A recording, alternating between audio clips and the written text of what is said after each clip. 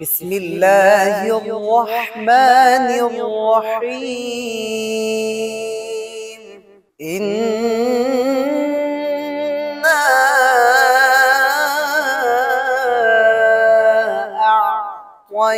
أعطيناك الكوثر কোরআনের সমুদ্রের সুর, এক অপূর্ব সুরলা গলা, যারা মনে হচ্ছে প্রখ্যাত কোনো কারি করেছেন তিরওয়াত। শুনে হৃদয়ের প্রতিটি কোণে জাগছে এক অনাবিল প্রশান্তি। বিসমিল্লাহির রহমানির রহিম ইন্না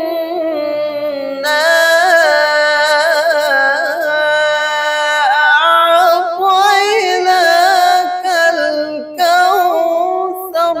বাস্তবতার কষাঘাতে হার না মেনে নিজের স্বপ্নের বীজ বুনে সকল বাধাকে তুচ্ছ করে আগামীর পথে ছুটে চলা সেই যুবকের নাম হাফেজ আব্বাস আলী। ফসল্লি লিরাব্বিকা ওয়ানহার ইন্না শানিআকা হুয়াল আবতার।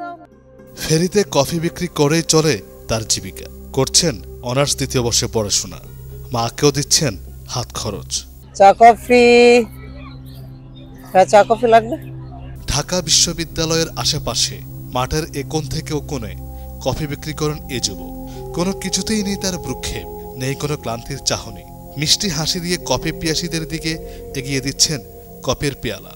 একজন শিক্ষার্থী হিসেবে এটা আমার কাছে দারুণ আইডিয়া মনে হয়েছে, কারণ বর্তমান প্রেক্ষাপটে আমরা যেই অবস্থাতে লেখাপড়া করতেছি, এই সিচুয়েশনে কি হচ্ছে, আমি বাসা থেকে নিব এটাও আমার কাছে বোঝা মনে হচ্ছে। রাদার আমার মনে হচ্ছে যে আমি বাসায় একটু কন্টিনিউ করি, আমার পড়াশোনাটাও নিজে চালাই। তো সেই হিসেবে ভাইয়ের যেটা উদ্যোগ, পড়াশোনার পাশাপাশি থেকে ছোট্ট পুঁজি নিয়ে যে ব্যবসাটা শুরু হয়েছে, সেটা আসলেই দারুণ। পড়ালেখার পাশাপাশি আমি মনে করি যে প্রত্যেকটা স্টুডেন্টের কোনো না কোনো ব্যবসা করা উচিত। তো এটাই ভালো দিক, একটা ইনকাম থাকে, একটা ভালো নিজের খরচ নিয়ে চালানো যায়। কেউ কেউ আবার কফি পান করে জানাতেও ভুল করছেন না তাদের অভিমত। আমার কাছে মনে হয় এটা বেটার। ঠিক আছে, আমি নিজেও যদি স্টুডেন্ট থাকতাম, আমারও যদি এরকম অবস্থা হতো, আমি তো আমার মেয়েও যখন পড়বে আমি বলবো যে নিজে কিছু করো বাবা, অবশ্যই কিছু করা উচিত। এটা খুবই ভালো কাজ, এটা কোনো লজ্জার কিছু না। আমি মনে করি, আমি এগুলো অ্যাপ্রিশিয়েট করি, সবসময় অ্যাপ্রিশিয়েট করি। প্রতিদিন বিকেল থেকে সন্ধ্যা গড়িয়ে রাত অবধি কফি বিক্রি করে যান একাধারে।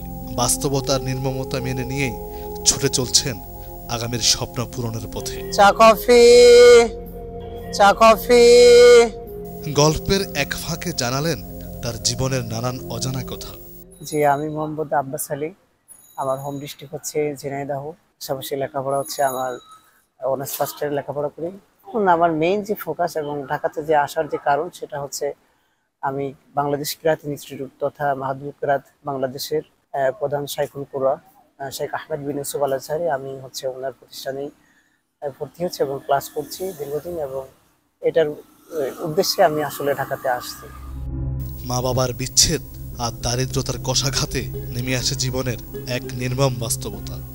2014 পর থেকেই বাবা মায়ের ডিভোর্স হয়ে যায়, বাবা মা সেপারেশন চলে যায়। এরপরে এই লাইফটা চালানো একটু কষ্টকর হয়ে যায়। আমি একটা প্রতিষ্ঠানে ছিলাম, সেখানে প্রধান শিক্ষক হিসাবেই ছিলাম। কিন্তু ওইখান থেকে আসার কারণ হচ্ছে, আমি তো আপনাদেরকে আগেই বললাম যে কেরাতের উপর লেখাপড়া করার জন্য আসছি। আর এসে হচ্ছে আমি একটা কম্পিউটার দোকানে, যেহেতু আমি ফ্রিল্যান্সিং করতাম, কম্পিউটার দোকানে আমি কাজ নিয়েছিলাম, কাজ করছিলাম। কিন্তু ওটা কন্টিনিউ করতে গিয়ে আমি দেখলাম যে আমার ব্যবসায় যাই হচ্ছে না হচ্ছে, আমার লেখাপড়ার প্রতি খুব একটা বড় ধরনের একটা হ্যাম্পার পড়ছে। ওই প্ল্যাটফর্ম থেকে আমার কাছে এটা মনে হলো যে আমি যদি পার্ট টাইম কিছু করতে পারি, আমি চাকরি করতে গেলে আমার লেখাপড়াটা হবে না, পার্ট টাইম হিসেবে আমার কাছে এটা বেস্ট মনে হয়েছে, যার কারণে আমি এই প্ল্যাটফর্মে এসেছি। পারিবারিক সমস্যা ও দারিদ্রতায় ছেড়ে যায় প্রিয় মানুষটিও, হয় বিবাহ বিচ্ছেদ। মাকে নিয়ে এখন মেইন স্বপ্ন। আসলে সত্য বলতে একটা বিবাহ হয়েছিল, সেটা কন্টিনিউ হয়নি। তার কারণ হচ্ছে আমি আসলে অর্থনৈতিকভাবে একটু দুর্বল ছিলাম এবং বাবা মার সেপারেশন ছিল। এত কিছু সয়েও দমেননি একটুও, জিত চেপেছে আগের চেয়েও আরো বেশি। ভাঙতে চান এই দারিদ্রতার শিকল, গড়তে চান নতুন এক জগৎ, হতে চান আন্তর্জাতিক মানের কারি ও বিসিএস সরকারি প্রশাসনিক কর্মকর্তা। শেখ আহমেদ বিন ইউসুফ আল আজহারের সাথে আসলে ওনার যে প্রতিষ্ঠান আছে মাহাদুল কিরাত বাংলাদেশ, এখানে পড়ার জন্য এসেছি।